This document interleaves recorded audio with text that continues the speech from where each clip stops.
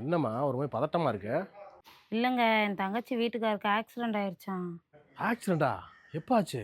இன்னைக்கு காலையில் ஆஃபீஸ்க்கு போகையில. அம்மா கிளம்பு இங்கேருந்து பதட்டப்படுறத விட நேரில் போய் அவங்க என்ன பண்ணுறாங்கன்னு பார்ப்போம். அவங்களுக்கு அது ஆறுதலாவது இருக்கும். அவள் ட்ரீட்மெண்ட்டுக்கு காசு கேட்டு தான் ஃபோன் பண்ணா. சரி தர்றேன். நீயும் உன் தங்கச்சிட்ட குடுத்துரு.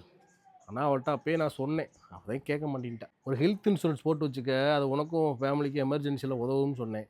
நம்ம சொன்னா யாரு கேட்குறீங்க? அது எப்படிங்க? ட்ரீட்மெண்ட்டோட செலவு அதிகமாயிடுச்சுன்னா இன்சூரன்ஸோட காஸ்ட்டும் கூட தானே செய்யும். அவ்வளோ காஸ்ட்லாம் ஆகாது. மந்த்லி பிரீமியம் 400லேருந்து 500 தான் வரும். நம்மளுக்கு மெடிக்கல் எமர்ஜென்சினா அது லேக்ஸ்லேருந்து க்ரோர் வரைக்கும் நம்ம கவர் பண்ணிக்கலாம். நீங்கள் சொல்கிறது சரிதாங்க. மெடிக்கல் எமர்ஜென்சி என்ன சொல்லிட்டா வரும்? நம்ம தான் முன்னெச்சரிக்கையாக இருந்துக்கணும். அந்த மாதிரி சிச்சுவேஷனில் நம்மளுக்கு ஒரு மேனேஜர் வந்து ஹெல்ப் பண்ணுவார். அவர் மூலியமாக வித்தின் 30 மினிட்ஸில் நம்மளுக்கு கிளைம் பண்ணி கொடுத்துருவாங்க. ஃபஸ்ட்டு நமக்கு ஒரு ஹெல்த் இன்சூரன்ஸ் போடணுங்க. அதை பற்றி நீ கவலைப்படாதம்மா. ஆல்ரெடி நம்ம ஃபேமிலிக்கு ஹெல்த் இன்சூரன்ஸ் நான் எடுத்து வச்சுருக்கேன். நீங்களும் ஹெல்த் இன்சூரன்ஸ் எடுக்கணும்னு விரும்புனீங்கன்னா பயோ லிங்க் கொடுத்துருக்கேன்.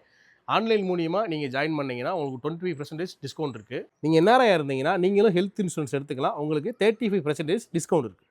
செப்டம்பர் 22க்கு அப்புறம் ஜிஎஸ்டி இல்லைன்னு சொல்லிட்டு யார் இப்போ ப்ரீமியம் எடுக்காமல் இருக்க வேண்டாம். நீங்கள் அப்போ ப்ரீமியம் எடுத்தீங்கன்னா ஜிஎஸ்டி இல்லைனாலும் பரவாயில்ல, ப்ரீமியம் காஸ்ட் கூடுறதுக்கான வாய்ப்புகள் நிறையா இருக்குது. தேங்க்யூ.